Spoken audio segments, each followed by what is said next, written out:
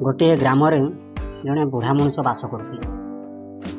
ସେ ବୁଢ଼ା ମଣିଷ ସବୁ ଦିନେ ତାଙ୍କ ମନ ଦୁଃଖ ଥାଏ, ସବୁବେଳେ ଟେନସନରେ ରୁହନ୍ତି, କେବେ ସେ ଜୀବନରେ କେବେ ଖୁସିରେ ରହିନାହାନ୍ତି। ସେ ଭଗବାନଙ୍କୁ ଦୋଷ ଦିଅନ୍ତି, ହେ ଭଗବାନ, ଏମିତି ଜୀବନ ମୋତେ କ'ଣ ପାଇଁ ଦେଲେ? ନା ଖୁସି ଅଛି ନା ଆନନ୍ଦ ଅଛି।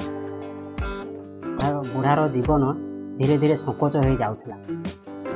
ତା ପାଖକୁ ଯେଉଁ ବ୍ୟକ୍ତି ଆସୁଥିଲା କଥାବାର୍ତ୍ତା କରିବା ସମୟରେ ବୁଢ଼ା ଜଣକ ଏମିତି କଥା କହୁଥିଲା, ସାମ୍ନା ଲୋକଙ୍କ ସବୁବେଳେ ଟେନସନ୍, ଦୁଃଖ, ଅଶାନ୍ତି ଆସିଯାଏ। ବୁଢ଼ା ଲୋକଙ୍କ ଠାରୁ ସମସ୍ତେ ଫେରିଲା ପରେ ମନ ଦୁଃଖରେ ରହୁଥିଲେ। ଦିନସାରା ମନ ଭିତରେ ବୁଢ଼ା କଥା ଖାଲି ଚିନ୍ତା କରନ୍ତି। ଧୀରେ ଧୀରେ ସବୁ ଲୋକ ବୁଢ଼ା ପାଖକୁ ଯିବାକୁ ବନ୍ଦ କରିଦେଲେ। ସବୁବେଳେ ବୁଢ଼ା ପରର ନିନ୍ଦା, ପରର ହିଂସା କଲା। ଅନେକ ଦିନ ବିତିଗଲା। ଗାଁରେ ପ୍ରଚାର ହେଲା, ବୁଢ଼ା ଆଜି ବହୁତ ମନ ଖୁସିରେ ଅଛି।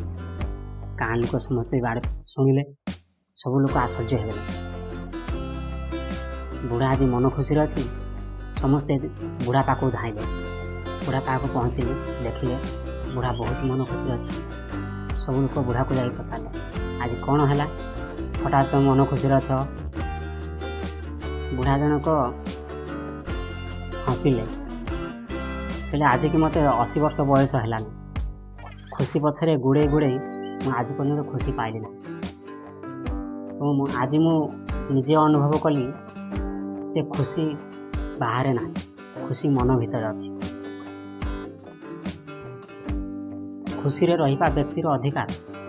ଖୁସିରେ ରହିବା ଗୋଟେ କଳା, ଏହା ସମସ୍ତେ ଶିଖିବା ଦରକାର।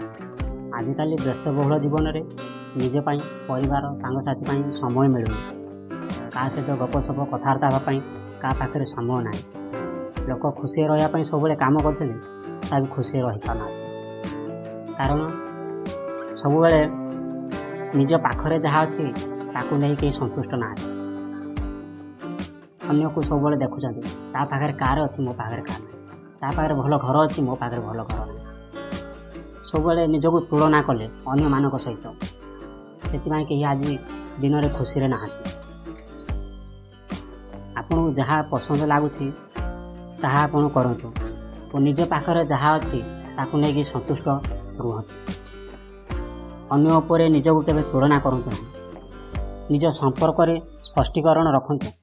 ଆପଣଙ୍କର ନିଜ ସ୍ତ୍ରୀ, ଛୁଆ ପିଲା କାହା ସହିତ ଝଗଡ଼ା ହେଲା, ମନ ଭିତରେ ସନ୍ଦେହ ଭାବ ରଖନ୍ତୁ ନାହିଁ।